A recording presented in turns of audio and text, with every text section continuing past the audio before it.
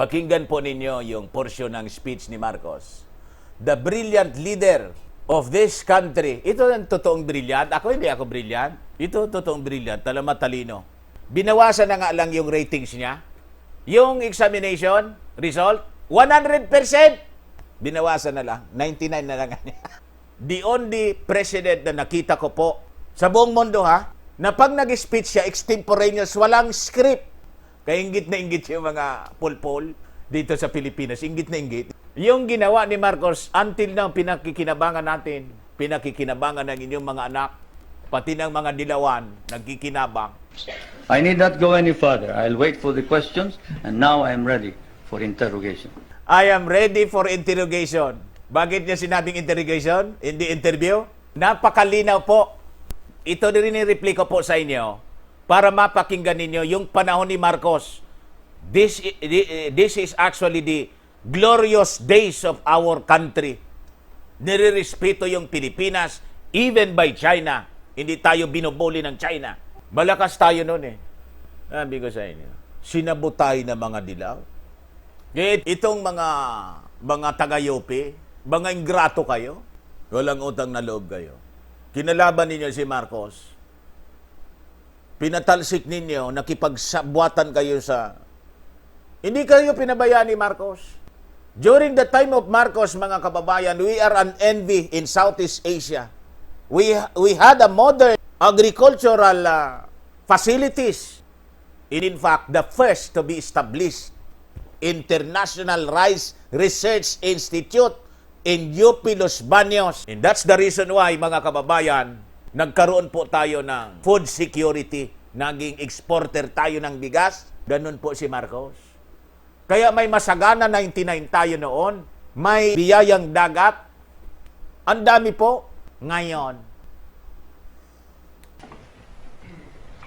It has been reported that your government will seek $2 billion in rent from the U.S. for the Philippine bases.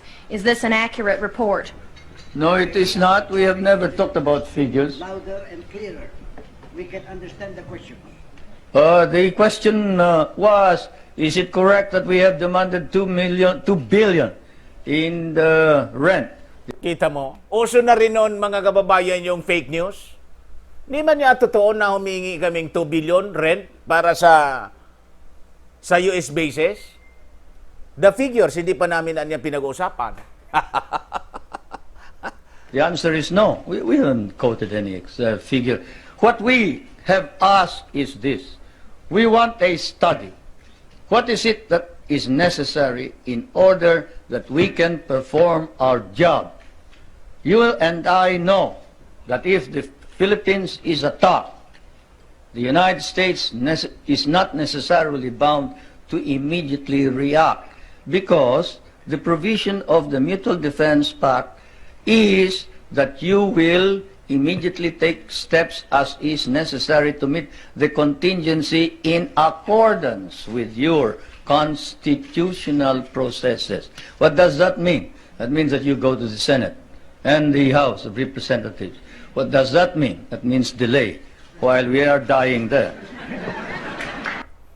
Abangan niya doon, yung Mutual Defense Treaty, kaya ilangan niya yung pag-aralan natin yon. Bakit? Kasi pag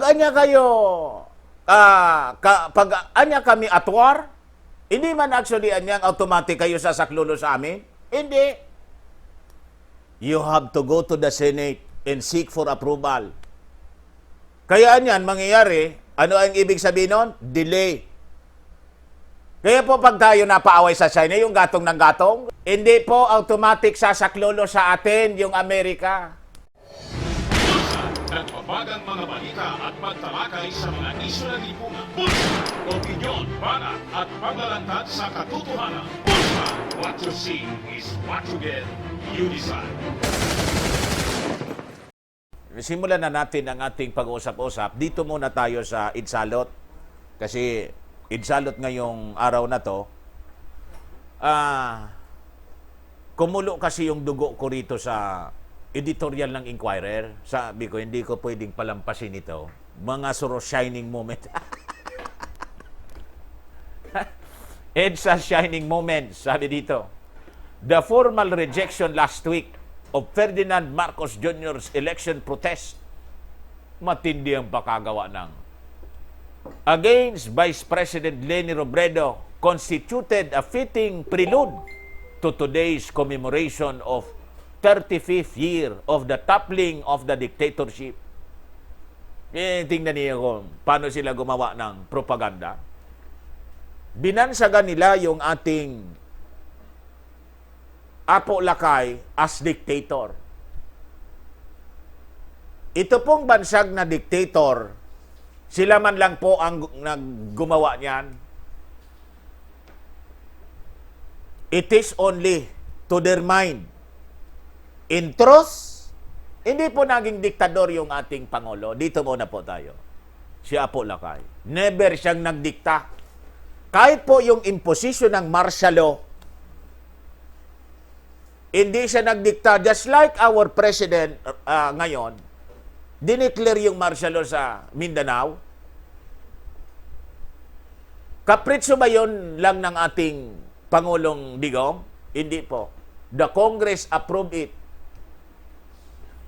In like manner, during the time of Apo Lakay, it was approved by the Congress.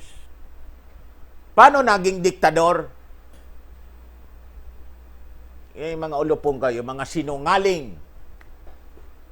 Number 1 kayong mga sinungaling. Kayo yung diktador, yung presidente ninyong si Curicong, hindi man nanalo, isinaksak ninyo sa baga ng mga Filipino. You see? Tapos sasabihin ninyo, ang diktador nagpatawag nga siya ng eleksyon, snap election. Kahit hindi nanalo kayo, umupo kayo. Di man kayo nanalo. Si Cardinal Sin, nanawagan sa mga tao, inagaw po yung posisyon, kayo ang diktador. Inagaw yung Palasyo Malacanang. In the will of the oligarchs, na nagsolsol kasi nainggit yung mga oligarchs kay Marcos, napakayaman kasi ni Marcos, nainggit doon sa mga bags ni, bags, ano ba yun? Sapatos, pati bags ni Imelda Marcos, para na lang sapatos, libo-liboan niyang sapatos, yung mga propaganda mga ulupo. Siyempre, tambak yung ginto ni Imelda doon sa ilalim ng bahay niya. Ako man po ang may tambak-tambak to nito ninadang ginto, ba't hindi ako bibili ng isang mall na sapatos? Yung mga propaganda ng mga gunggong. Siyempre, bibili ako. Lahat ng sapatos sa mundo, bibilin ko kasi tunituladan ginto ko sa ilalim ng bahay ko. Anin ko man yon, kundi ko enjoy. Ninakaw ko ba yon? Di ko man yun ninakaw. Negosyo namin yon, sabi ni Imelda. Si Pirdi, wala pa siya sa politika. Yun ang kanyang negosyo. Matalino kasi. Tons of gold. Yun ang tinarget ninyo, mga ulupong kayo. So, binitawan ninyo yung walang tigil na propaganda. Kaya kayo, itong si Damaso, sabi ko sa inyo, lahat ng gulo po sa mundo, yan ang kalaban ng mundo. Kalaban ni Jesucristo, sino? Damaso. The Pharisees. Yun ang nagpapatay. Sinulsulan si Pilato. Si Pilato nga po nang hugas ng kamay. Wala akong nakikitang kasalanan sa taong ito. Panahon yan panahon ni Jesus Christ. Dumating yung panahon ni Rizal. Mga kababayan. Sino yung nag-set up kay Rizal? Si Damaso. Yun ang totoong plus na Damaso. Paano ni Kristo kasi? Wala pang Damaso. Paano ni Rizal? Pero the same. The same group, mga kababayan. Panahon ni Marcos, Damaso Cardinal Sin. Panahon ni President Digong,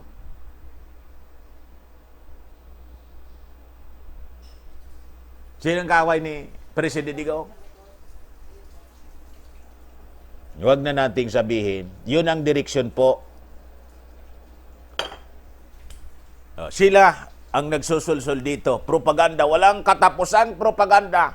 EDSA shining moments. Sila ang nagpalagay ng EDSA shrine ng salot. Kaya sabi ko, tibagin na ninyo yon.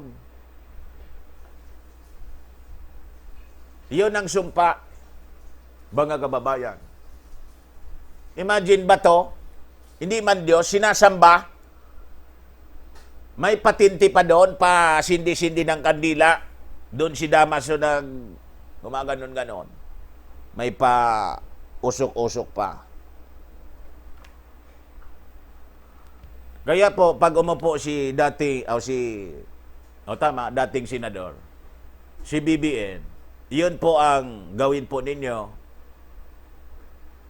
BBM, pag huwag kang atras kahit lumaban pa si Inday. You run for president. Kailangan ka ng mga Filipino kasi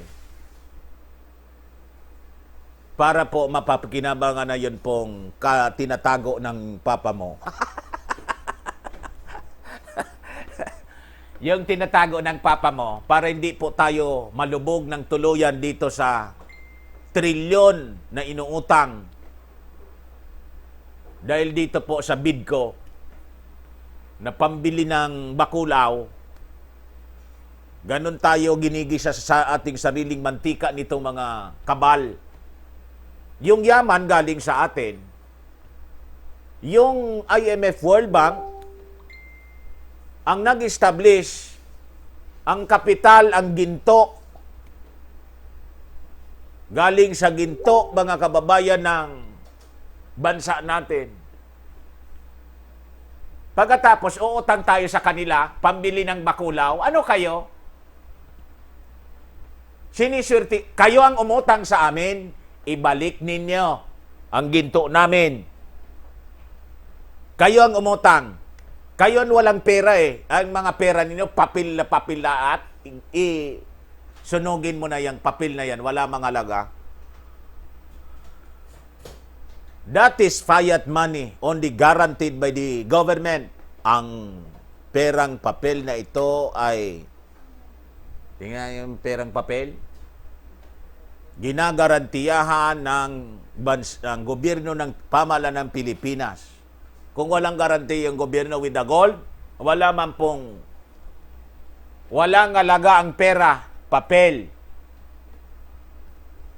Ang may alaga po yung ginto na kinamkam ninyo. Kaya wala kayong tigil sa propaganda dito sa amin kasi wala man kayo eh.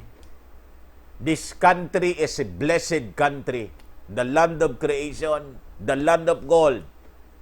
The pearl of the Orient Sea, sabi po ni Rizal. Where paradise lost. Kaya nga yung paraiso nandito sa atin eh. Paraiso, sabi ni kanta ni sino yung kumanta noon? Paraiso. Dictatorship na kalukuhan ninyo. Toppling of the gonggong, kayo ang diktador. Di man kayo nanalo. Gusto ninyong maggobyerno, tulad ni Lumi, di man nanalo, siya yung nakaupo. Parang dyan sa Amerika, si Biden. O, sino yung nandaya dyan sa Amerika? Sino yung mga kasapakat? Ay. Hanggang doon sa Italia, the same group, mga kababayan, sabi ko sa inyo. Martial law survivors growing grayer by the year and still seeking, not necessarily financial. Anong not necessarily? Yun man talaga yung target ninyo. Redress should deem it not only a small triumph like a satisfying elbow to the ribs of who should know his place, but cuddled by his family's overweening sense of entitlement, petulantly refuses to, but also bright note in the enduring struggle for justice. Kayo yung cause ng inostisya rito.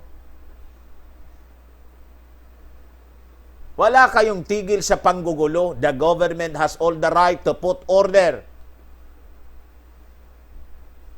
Tapos tuturo ninyo. Sino pala yung Sino pala yung mga author ng bombahan sa Manila? Itanong ninyo kay sino yung ano pangalan ni Look at Me? Kalimutan ko na kasi hindi na lumalabas masyado, naiya na din siguro. Look at me, look at me. Si G. Macola.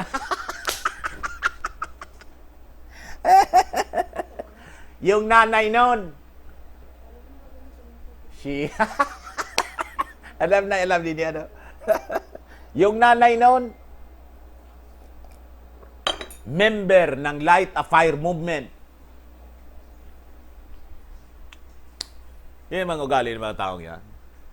Light a Fire Movement. Pagkatapos, ituturo nila si Marcos. Si Marcos daw ang author. Mga sinungaling kahit si Joby Salonga, na kaalyado ninyo, kapartido ni Ninoy, nagpatotoo before na namatay. Yung matandang Joby Salonga, LP President, run for President, natalo. Natalo ni Tabaco. Yun mismo nagpatotoo. Kasi siya, sabi ko, si Joby Salonga po pumunta rito ng tumakbong Pangulo. I was the anchorman of one primetime program dito sa Legazpi. Then visited my station. And I interviewed Joby Salonga. Napansin ko si Joby Salonga, gano'n no? Yung kamay, sabi ko, Sir, Senator, ba't po ko? Hindi ko man alam na nadamay siya kasi bata pa ako noon. Yung Plaza Miranda bombing, anong taon yon? Plaza Miranda bombing. Sino sa inyong nakakaalala? Yung Plaza Miranda bombing, yung meeting di abansi ng LP na dapat nandun si Ninoy, siya yung star of the night, siya yung wala.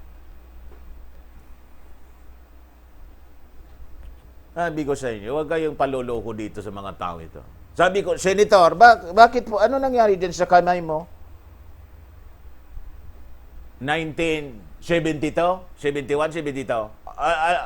Ano ba talaga, kuya? Baka matulad tayo kay Baka matulad tayo kay Lomi na 1947, gira pa. World War II. Hindi ko na maalala. Huwag na tayong tutulad kay I-search na yung link na tingnan.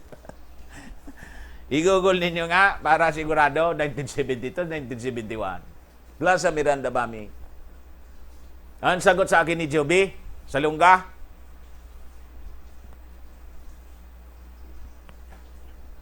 kasi isa ako nandun sa, naalala mo sabi ko hindi po kasi bata pa ako. 1966 ako na pinanganak. O, ilang taon pa lang ako niyan? 66, 67, 68, 69, 70, 71, 70. Elementary, grade 1. Wala man akong kaalaman ko niyan mga. Naririnig ko lang sa kwento ng nanay ko, ng tatay ko, may ganito niya. 1,000. August 21, 1971. Oh. 5 years old pa lang ako.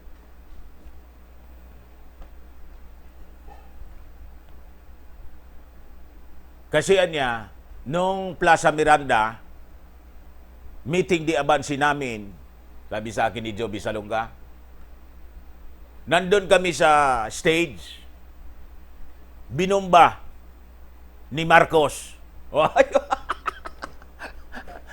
Yan ang paniwala. Yan ang paniwala ni Joby.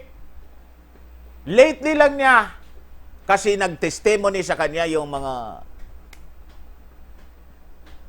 anong taon yon? Siguro early 2000.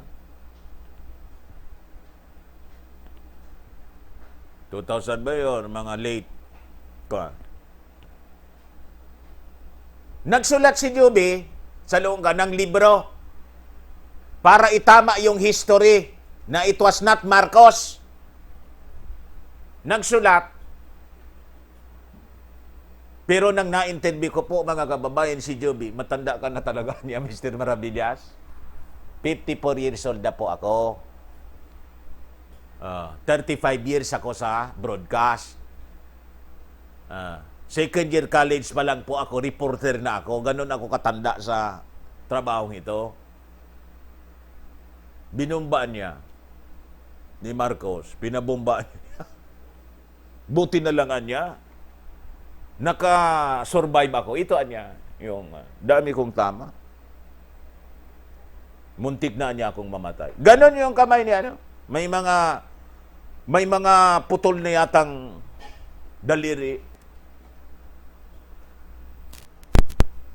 Ganon tayo niloloko nila. Huwag kayong naniniwala dyan sa mga uruin sa shining ninyo, mga loko kayo. Pero tingnan ninyo ito. Paano na kung hindi alam yung history, kung totoong nangyari po? In the testimony of people na dati naniniwala na si Marcos, paano kung hindi nasubaybayan yon? Ang belief, si Marcos talaga niya nagpabomba noon. Ganon dinidemonize ang mga Marcoses, mga kababayan, ng mga ulupong na to. Until now, tingnan ninyo itong editorial ng Inquirer. Hindi ninyo kami maluloko. The struggle yet continues. Today's commemoration of EDSA People Power Revolt is an essential part of it.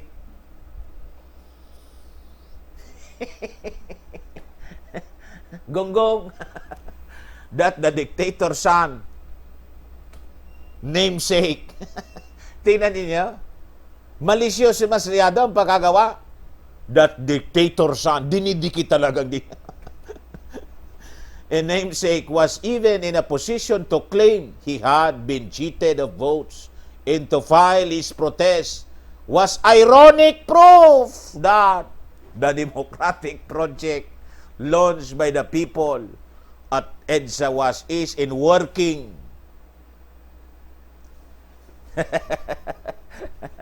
Working daw. It took the Supreme Court sitting as the PET 4 years to definitively say that Marcos Jr. had lost his bid for his vice presidency. Tapos na ba?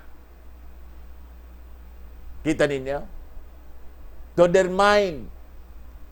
mind of the propagandists, tinapos na nila. Di pa po tapos. Yung election protest po, yung second cause of action pa lang po ang dinesisyonan, mga ulupong. Pero tingnan nyo makasulat to. Definitively. Ngayon, anyway, wag na nating idiretso yan. Propaganda na lang po nila yan eh. Ito ang pakinggan ninyo na sinabi ni Atty. Larry Gadon. Sabi ni Atty. Larry Gadon, post niya, mga katropa, panoorin kung paano sumagot sa mga mapanuri at minsan ay bias na mga tanong ng media sa US, si Presidente Marcos. Paano niya inalagaan noon ang ating foreign policy in relation to America? Yung mga propagandist kasi ng mga dilawan, di ba ang bansag sa ating Pangulo noon? Tuta ng Amerika, US Marcos, ibagsak. Laging ang slogan nila ganon. US Marcos, ibagsak. Di ba po tuta ng Amerika si Marcos? Independent siya mag-isip. Bakit kailangang magbayad ng renta ang US government sa paggamit nila ng mga military bases natin sa Subic, Clark Air Base sa Angeles City at iba pang parte ng Pilipinas? Sabi ng mga kritiko, mga alagad ng komunis, dilawan, sa Pilipinas na tuta ng Amerikano si Presidente Marcos, kasama yan sa panlilinlang at brainwashing na ginawa ng mga Pilipino o sa mga Pilipino para laging magulo ang Pilipinas. Yon ang sakto na description, mga kababayan, ng ginawa ng mga kalaban ng gobyerno na hanggang ngayon nanggugulo, mga kababayan, sa ating bansa. Sino ang hindi nagpatupad ng land reform sa Hacienda Luisita? Dalawang Aquino Coangco ang naging presidente ng Pilipinas? Naibigay ba nila sa mga magsasaka ang hacienda? Ang naipamigay nila ay libo-libong bala na pumatay sa mga magsasaka sa Mindiola at sa loob mismo ng Hacienda Luisita. Yan sabi ni Larry Gadon. Mali yung sinabi ni, hindi totoo yung sinabi ni Larry Gadon. I-search ninyo yung, yan sa YouTube, Mindiola Massacre. During the time, mga kababayan of Coricong. Mindiola Massacre.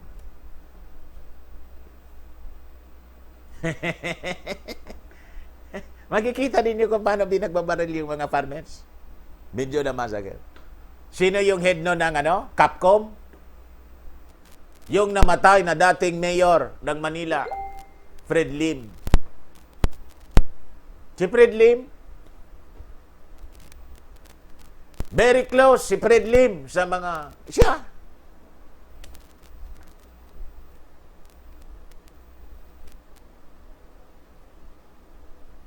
Yung Hacienda Luisita Massacre, tingnan niyo sa YouTube. Nangyari ba siya? Hindi. Kayo magkwento. At sabihin niyo sa akin kung sino yung human rights violators. Sino ang birdogo? Sino? Pero yung people power, sa people power, bloodless. Ilan nga ang nagsabi? Bloodless. Bakit? Ulitin ko. Many times sinabi ko na sa inyo. Gusto nang suguri ni Fabian Ber. Mr. President. Live sa ABC. Kino-cover. The height of age sa people power, itong Itsalot, they are continuously advancing, Mr. President. Hindi na tayo pwedeng umatras pa. Gusto niya ni Fabian Ber na umatake, pero kailangan niya ng permiso. Order from Marcos. Ano sabi ng Pangulo? Live sa ABC. No, I cannot. No. Disperse them peacefully. Disperse them. No. Anong ginawa ni Cardinal Sin pagkatapos itong mga madre? Nag-interview sa yung kwan niya namin na niya, yung si Mama Mary, yung rosary, nagmilagro. Ano nagmilagro doon ng rosary? Si Marcos ang dahilan kung bakit buhay pa kayo ngayon. Bloodless yung revolution, hindi dahil sa inyo, dahil sa desisyon ni Marcos. Yung puso niya sa mga Filipino. Hindi na pwedeng pagpapatayin kayo. Kasi kayo, mga Filipino din na mga Swail. Kahit kayo mga sutil, mga Swail, mga Filipino rin kayo. pati yung honor na yon, ninakaw ninyo, inattribute ninyo kay Mama Mary na pinapasan-pasan ninyo. Sabi ko nga sa inyo, mga gunggong kayo, kung totoo yung miracle ni Mama Mary, si Mama Mary sana po tumalo na doon sa... Saan ba yun nakalagay si Mama Mary doon sa ano? Yung revolto sana po, lumipad na yon at paglipad niya, diretso doon kay Marcos. Lumipad ba? Pasan-pasan nga ninyo si Mama Mary, hindi makalakad, tapos sasabihin niyo, nagmilagro.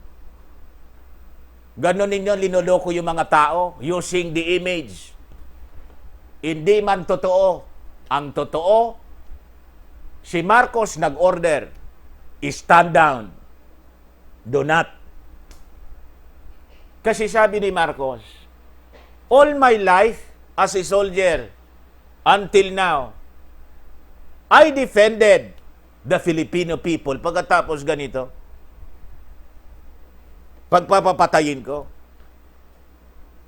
umalis na lang si Marcos on condition na uwi na lang doon. Kinidnap ng mga Amerikanong kasapakat ni... Batay na yung isa, si Bosworth, yung ambassador. Dinala sa Hawaii. Ganon po tayo nila nilinlang. Tumik over si Coricong. Nang tumik over si Coricong, mga kababayan, nagrally yung mga farmers.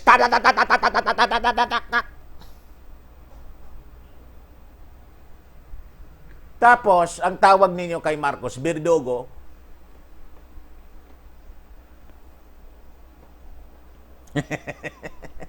Saan ka pulutin yan?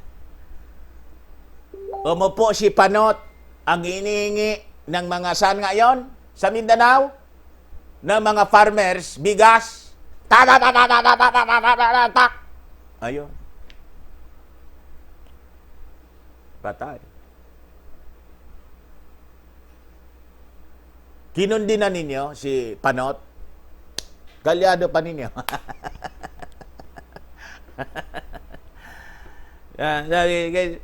Libo-libong bala pumatay. Sino ngayon ang may human rights violation, sabi ni Gadon, na nagresulta ng kamatayan ng mga magsasaka?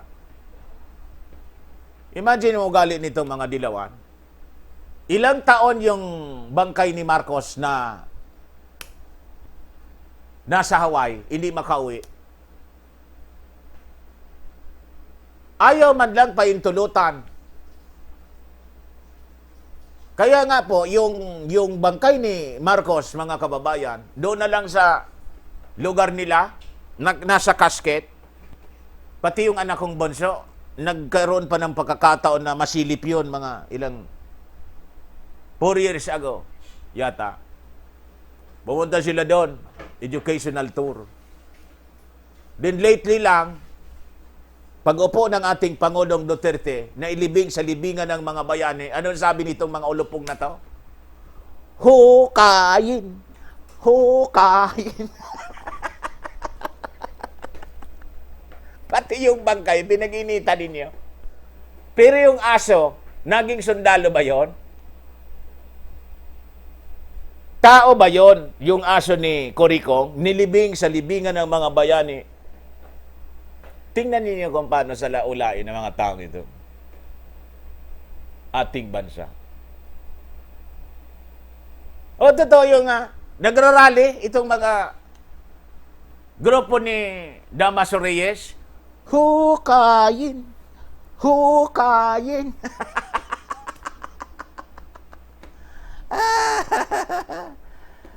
Langi kayo. Pakinggan po ninyo yung portion ng speech ni Marcos. The brilliant leader of this country. Ito ang totoong brilliant. Ako, hindi ako brilliant. Ito totoong brilliant. Talagang matalino. Binawasan na nga lang yung ratings niya. Yung examination result, 100%. Binawasan na lang. 99 na lang. Pati yung result ng examination sa pag-abogado po, binawasan na lang. 100% perfect. Tingnan ninyo po. The only president na nakita ko po sa buong mundo na pag nag-speech siya, extemporaneous, walang script. Wala. Pero pag nagsalita siya po, poetic siya. May mga pag-ganon-ganon. Kaya inggit na inggit yung mga pulpol dito sa Pilipinas. Inggit na inggit, hindi na niya tayo uobra rito. Kailangan na niya, pagtulong-tulungan natin, tanggalin natin kasi siya na lang ang mabuti. Agawin natin yung gold. Sabi ko sa inyo, yung ginawa ni Marcos, until now, pinakikinabangan natin, pinakikinabangan ng inyong mga anak, pati ng mga dilawan, nagkikinabang. Pakinggan niyo po ang sinasabi ni Marcos. Yung nandun siya sa Amerika, I need not go any further. I'll wait for the questions, and now I'm ready for interrogation. yung mga gano'n nga, for interrogation. I am ready for interrogation. Bakit niya sinabing interrogation? Hindi interview? Kasi po, makukulit yung, parang yung ditong media, ang kukulit. Sarcastic yung binitawan ng ating Pangulo. Marcos, I am ready for your interrogation. Parang iimbestigahan na kriminal.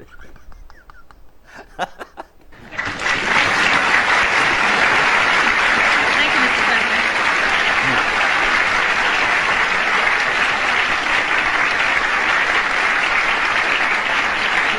Ganon siya pinapalakpakan ng mga tao doon. Mga kababayan sa Amerika. Si Reagan po, yung mag-asawang Reagan, abang nag-speech tingnan ninyo yung speech niya doon sa sa Amerika. Talagang hangang-hanga po tinitingnan si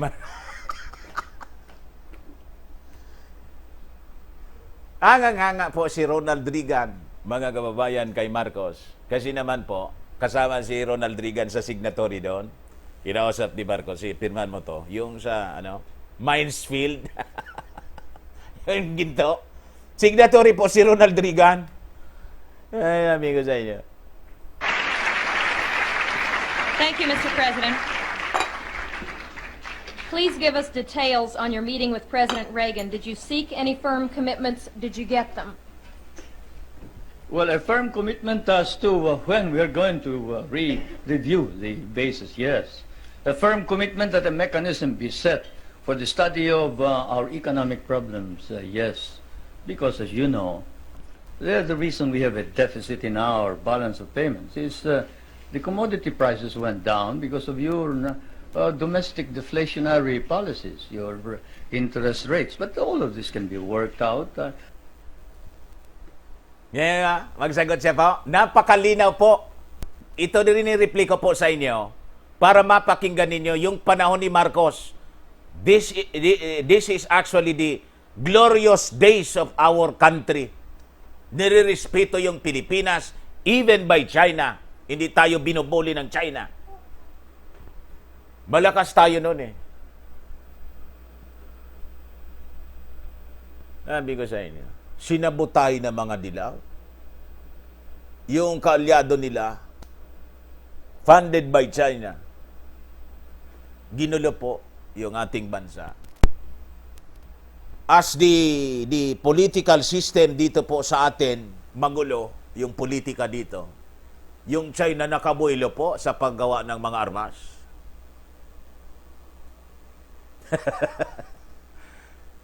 Yung kinasadlakan po natin ngayon, ang dapat nating sinisisi itong mga dilaw at si Damaso. Sila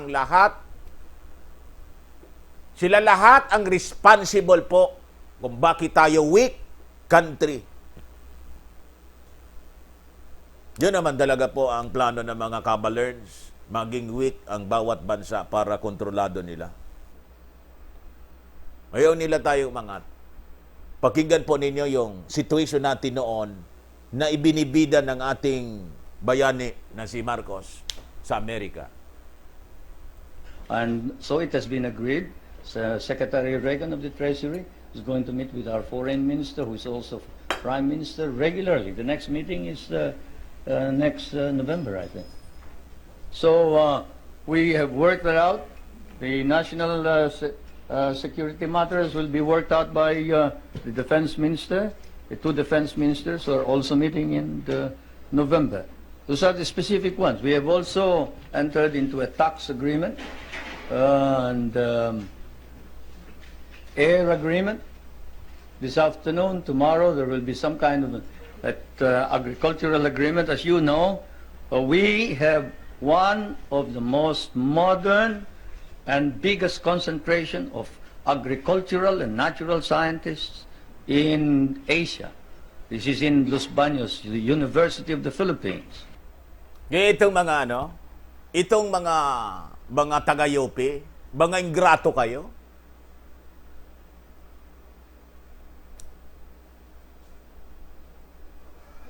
Walang utang na loob kayo. Kinalaban ninyo si Marcos.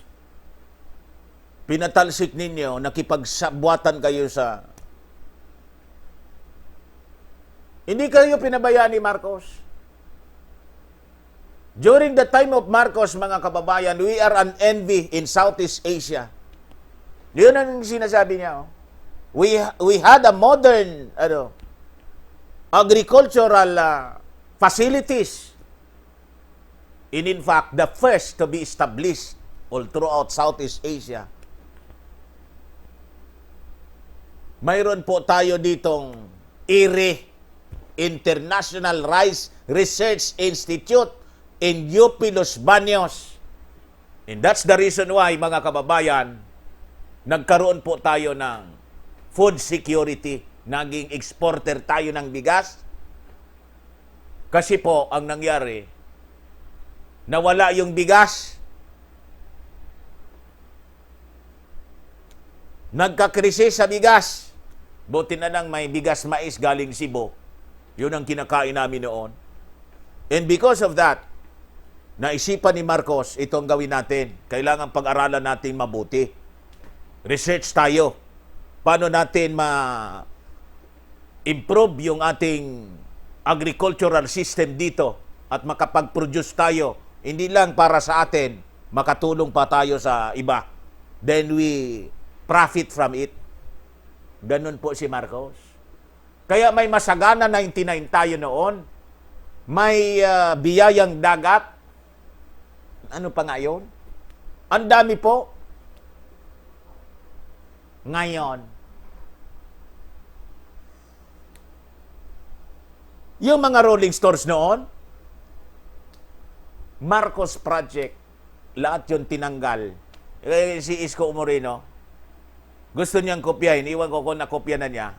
May rolling store na ba sa Maynila? At yung ating Pangulo, gustong kopyahin yon, parang wala man. Di man yata natuloy, dito na tayo na, nag-freeze na tayo dito sa Bidco.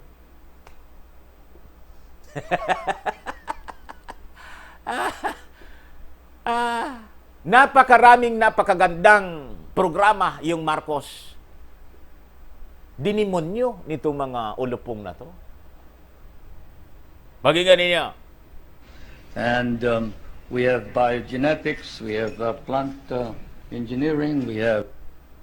Ay, nawala. Paano yun? Kuya, baki-refresh nga. Plant engineering. Panahon yun ni Marcos, ha? Pinabayaan, mga kababayan. Naubos na lang yung panahon natin sa politika. Bangayan ng mga swapang na mga politiko. Doon na lang naubos yung panahon natin. Interrogation. Halilan po, ha? Questions that I wanted to find out. People that you are talking about have been making money at the as parts of the United States Armed Forces. Forgot Dali lang po, ha? We lost 1,000,000 men. Shall I quote you the statements of Roosevelt and MacArthur? Pure constitutional. The question was, is it correct that we have, name it. You remember that the International Rice and Research Institute is based there, and that it was the one that produced the new type of rice which produced the rice green revolution. Oh, yung Green Revolution po, may miracle rice pa nga. Miracle rice. Pag sinabi mong miracle rice, tinawag yun na miracle po kasi yung ulan, etc., yung resistance niya sa mga calamities, malakas, at hindi basta yun natutumba kasi ganun lang po, namumunga na.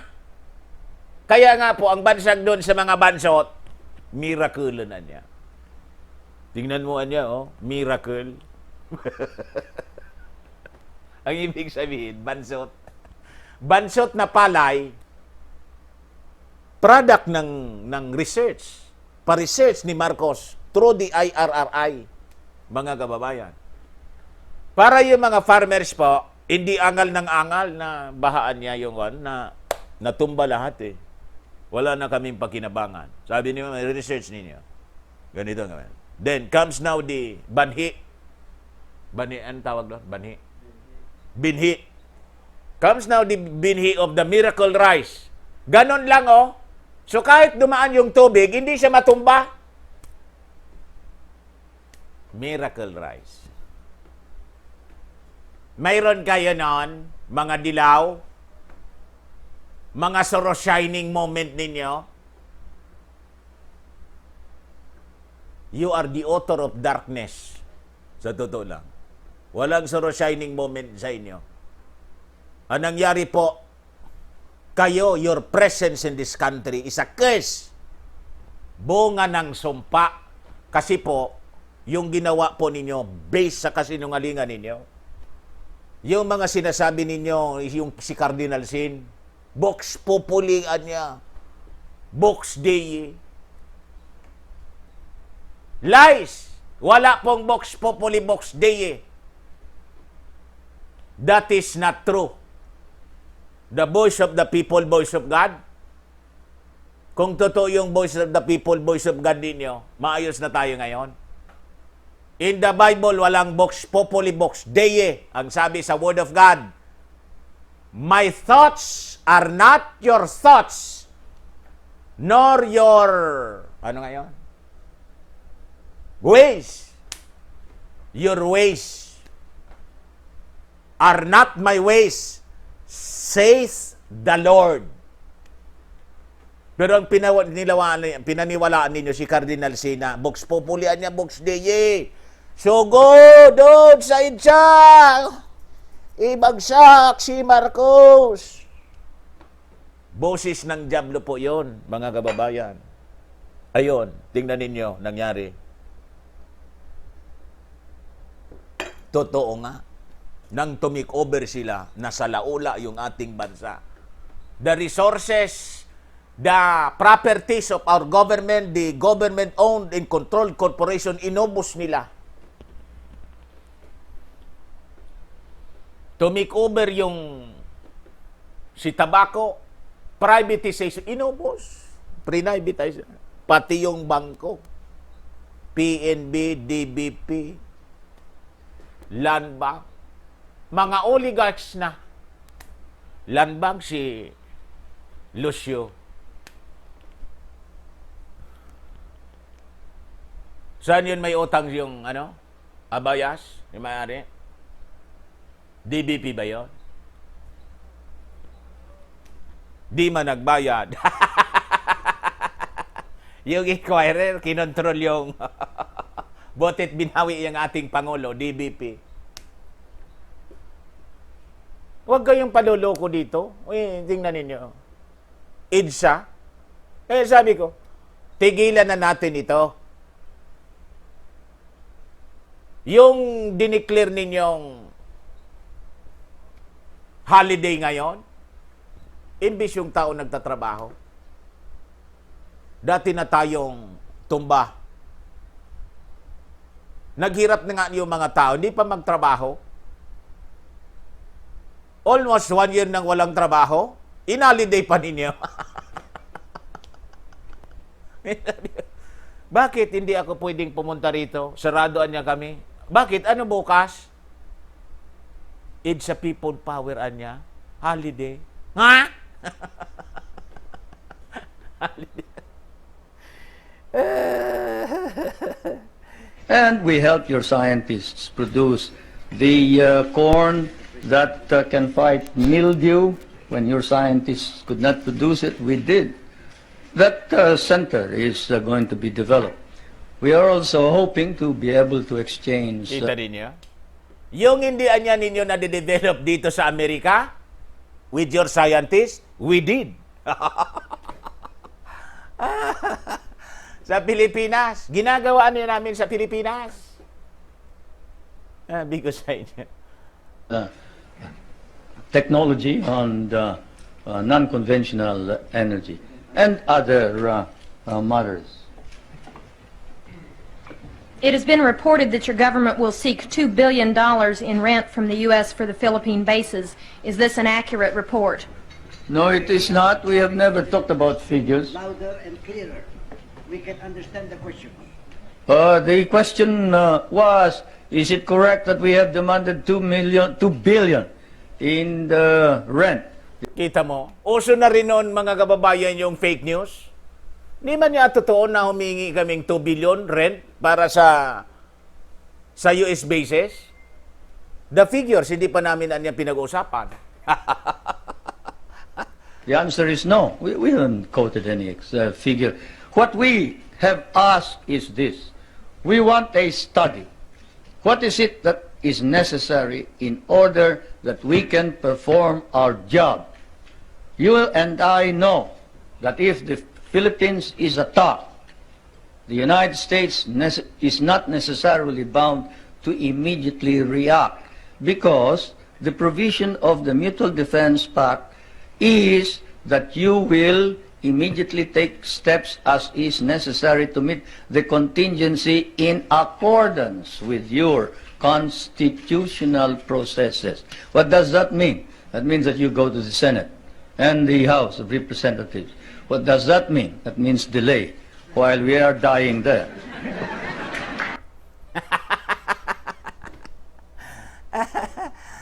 Abangan niya doon, yung Mutual Defense Treaty, kaya ilangan niya yung pag-aralan natin yon. Bakit?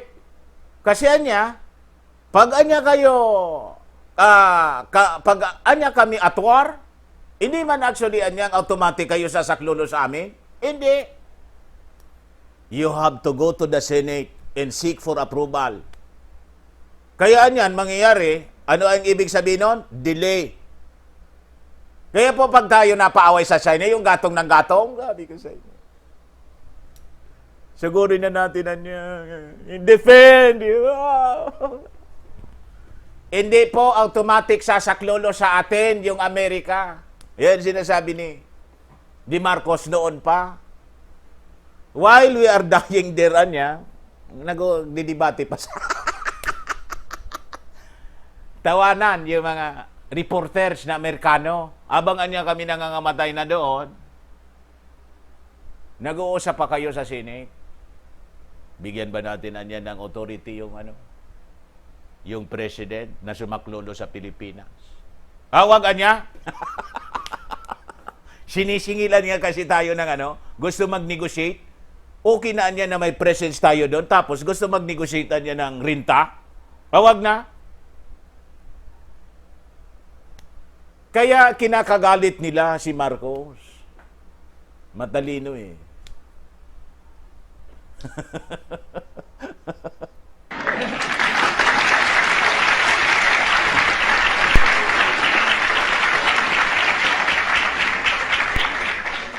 Most of our allies in Europe, concerned about resisting communism, give the U.S. free bases and even share the cost. Why shouldn't we expect the same kind of cooperation from the Philippines instead of demands for more rent? Well, for one thing, you haven't exactly paid for what we lost in the last war, if we must make an accounting. Seven- Hindi pa ba nga kayo nagbabayad yung kalugian namin, yung destruction na nangyari during the last war? Baka niya gusto niyo kami gumawa na ng accounting kung kini-question yung grant. Why you are demanding anya grants? Hindi pa nga niya kayo nakakabayad ng distroso ng ginawa ninyo sa amin during the last war. Tawanan niyo mga amigo sa inyo. 25% of our cities were devastated in the last war. We lost 1 million men. Shall I quote you the statements of Roosevelt and MacArthur that every Carabao will be paid for? Shall I tell you that the veterans Tamimi. Gusto mo niya, i-quote ko sa inyo pa yung sinabi ni MacArthur, General MacArthur, every Carabao dapat bayaran ninyo. who were inducted into the USAF, the United States Armed Forces of the Far East, your armed forces were paid only 1/2 the salary of your soldiers? Shall I tell you that we almost turned communists because you refused to recognize us? Shall I tell you that I had a difficult time stopping my guerrillas, 25,000 of them from joining the communists, because precisely you sort of forgot. Sinumbatan ni Marcos yung mga Amerikano. Sarap nila mismo doon sa that we had done. Tapos sasabihin ninyo, kaya sabi ni Atty. Larga doon, sino yung tuta? Tuta si Marcos ng Amerika? US Marcos? Liar! Hindi siya tuta, tingnan ninyo. Independent siya na magsalita at sa harap nila mismo, sinasabi niya, prangka. Hindi pa man na niya kayo bumabayad sa amin. Gusto niya, computan ko kayo? Kailangan bang mag-accounting na tayo? The fighting for you, you know, and we were parts of your armed forces. But in fairness to the American Congress, when we came here and we called attention to the fact that we had been abandoned and forgotten, they themselves in outrage immediately passed a law recognizing the services of the Filipino and reinstating them as parts of the United States Armed Forces in the Far East, including back pay and benefits. Kaya kayo, mga pamilya rito, ng mga veterans, kung bakit kayo na-recognize ng Amerika and you benefit now, ang nagsimula ng nakipaglaban para sa inyong interes, si Marcos po. Kaya kung kayo ay, tawag doon, umapil, kung mayroon sa inyo na kumampi sa mga dilawan, mga ingrato kayo. Kung bakit kayo na-recognize, your tatay, your lolo, maybe, veterano yung lolo ninyo, ngayon na-recognize kayo, at nagkinabang kayo ng bayad, it was because of Marcos. Di kayo pinabayaan ni Marcos. Inilaban kayo. And because of the speech of Marcos in the Congress of America, and because of this, sabi ni Marcos, in fairness, sa Congress passed a law recognizing the veterans. Ito po, ginagawa ko po, ngayong idsalot, to correct the history. Itama natin ang history. Para, mga kababayan, magbigay ng liwanag sa kadiliman na ginawa nitong mga dilawan sa pamamagitan ng pagpalaganap ng lahat kasinungalingan. Sabi ko sa inyo, the father of lies is Satan.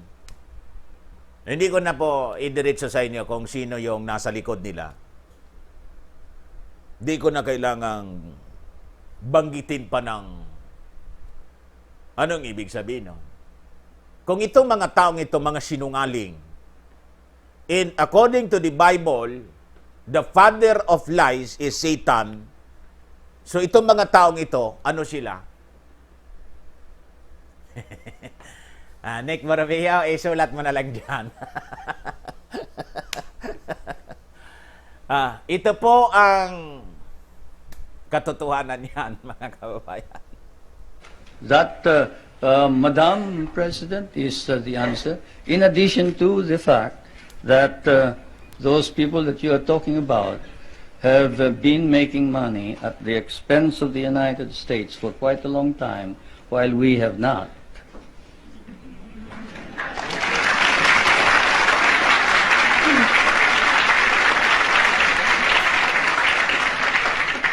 After the attack on Pearl Harbor, U.S. bases in the Philippines could not be defended.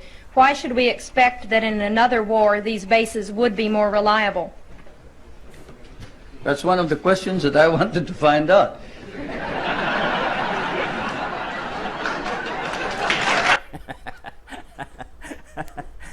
Yan. Magaling talaga si Marcos, magano? Yun din na niya ang gusto kong malaman. Kung bakit. Kayo yung may base sa amin eh. Kayo yung may pursa doon. Bakit nangyari yun?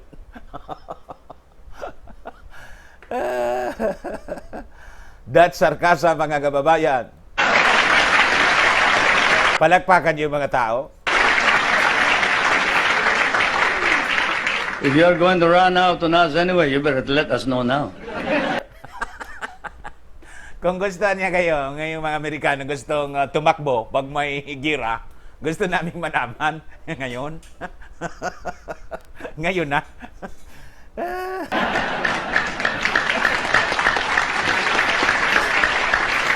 Sundalo po ito si siniraan na siniraan, pati yung mga medal ni Marcos.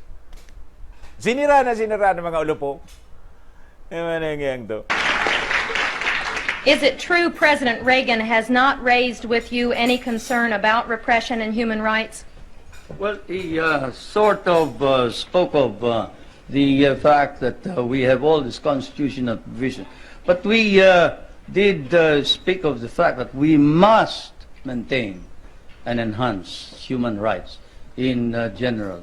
But this fault finding that we found in some of these reports before isn't there.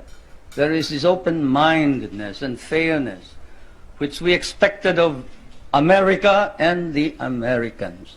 The Americans that I know, the Americans who fought beside me, the Americans who bled with me in many a battlefield, was a fair man. He was a just man. He was a courageous man. He was a man who saw right and did right. And it is not fair to accuse the Philippines of any violation of human rights when there has been no violation. Though if there has been any violation, we punish those who have violated. And I now ask that this particular writing of one of the most celebrated figures, claims to have, at the beginning of the campaign against my government, claims to have been maltreated by some of the military men, now reports exactly what happened. I ask that my staff distribute the letter of Herrera, Trinidad Herrera. You have Ayos na yan po. Piniplay natin, mahaba yun, 25 minutes.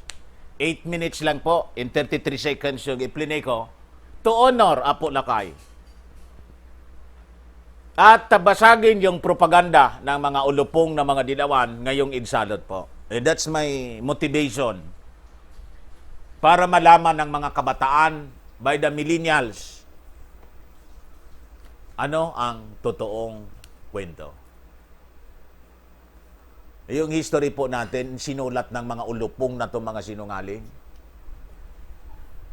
Siniraan na siniraan si Marcos. Hanggang ngayon, sinisiraan pa rin nila. Di kami papayag. Ang totoo po lilitaw.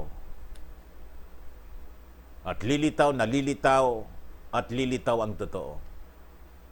At ngayon, lumitaw nga. Ang nakatrigger ng paglitaw ng totoo, kayong mga dilawan mismo kasi, tingnan ninyo, editorial ng Suro shining moment ninyo, kalukuhan ninyo, EDSA shining moments ninyo. It was a very dark moment yung nangyaring yon. Ang dami pong tumatawag sa akin dito. Alam po ninyo. Nang tumake over si Coricong, napilitan silang umalis sa Pilipinas. Na tumira na lang. Yung iba nga hindi pa umuwi dito. Tumira na lang diyan sa ano. Kasama yata si Mami. Ilan Mami? Si Mami, Mami? Sa Australia? Nila Mami, kasama yon. Yung iba nasa Europe, kung ano-anong bansa doon sa Europe, Amerika. Di pa umuwi yung iba. Yung iba bumabalik na rin ngayon kasi we have this administration. Grabe yung ginawa ninyo sa ating bansa. Isa na, maunlad na po tayo. Yun, naungusan tayo ng South Korea. Naungusan tayo ng Vietnam, yung Vietnam po. Yung Vietnam, panahon ni Marcos, sinasakluluan ni Marcos yung Vietnam. Kaya may mga Vietnamese refugees tinanggap natin doon sa Bataan. You see? Ganon ang ating bansa noon, mga kababayan. Ngayon, yung Japan, yung Vietnam, mas maunlad na sa atin. South Korea, Vietnam, Taiwan. Talo pa tayo ng Taiwan. Singapore. Malaysia. Yung Malaysia. Pumunta kaming Malaysia. Pag-apat na beses na yata ko doon. So, nakakaingit doon sa Malaysia. Tinanong ko yung kuha namin doon, yung travel tour guide. Sabi ko, bakit ganito ito? Yung Malaysia, napakaganda. May disiplinaan niya dito mga tao. Tama yung sabi noong panahon ni Marcos. Sa ikauunlad ng bayan, disiplina ang kailangan. Ayun, yung disiplina po nawala. Pati yung os natin, yung panatang makabayan, iniibig ko, pinalitan ng mga susundin ko ang aking mga magulang. Ano ba yun? At mga alituntunin ng aking paaralan ngayon po, rights! Wrong! Rally ng rally. Ang tinuturo po ng Bible, hindi rights. Ang tinuturo ng Bible, obedience to authorities. Trust and obey, for there's no other way but to trust in Jesus. Ano? Kalimutan ko. Ang mga pari, si Damaso, ang tinuturo, resistance. Resist, yung grupo. Resist. Pag Kristiyano ka, dapat panalangin. Kaya ako, kahit hindi ako konforme sa ating Pangulo, dito po sa bid ko, policy niya, pag lumabas kami po ng family, wala tayong magagawa kundi. Sabi ng gwardiya kay Mrs.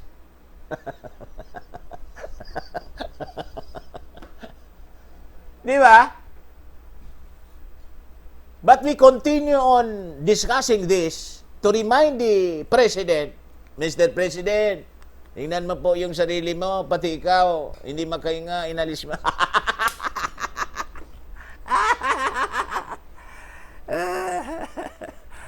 O, di ba? Ganon dapat you pray for the president na magising siya. Mahal na Pangulo, kahit po ikaw, di ka makahinga. Di ka ba gumagamit ng face mask, pati face shield, inalis mo po. Why? Kasi alangan man naman, isuffocate mo yung sarili mo. Bakit po man na Pangulo, gusto mong isuffocate namin yung sarili namin, pero kayo ayaw ninyong isuffocate? Di ba? Pare-parehas po tayo, mahal na Pangulo, may ilong. Malaki lang yung butas ng aking ilong kaysa sa inyo. Pango lang yung akin. Pero just the same, nahirapan po tayo parehas. Ikaw nga yung ginawa mo. Inalis mo. Tapos mga pagkasama mo, binimiting mo. Tapos sinasabi mo sa mga tao, ayusin ninyo yung paglagay. Hindi ka man po pakikinggan, mahal na Pangulo. Kasi nga po kayo nga inalis ninyo. Tapos kami, di namin aalisin para hindi makanyang maayos. That is unfair, mahal na Pangulo. Tama? Ngayon, mahal na Pangulo, para pare-parehas na tayo, hindi na mag-mask, itanong mo doon sa mga matitining doktor, hindi dito kay Doki. Wag dyan, kasi si Doki po, wala na yon. Ang nasa utak ni Doki po, yung script ni Odas. Hodas, Todas. Yung agenda ni Odas, not to save lives. Ayun.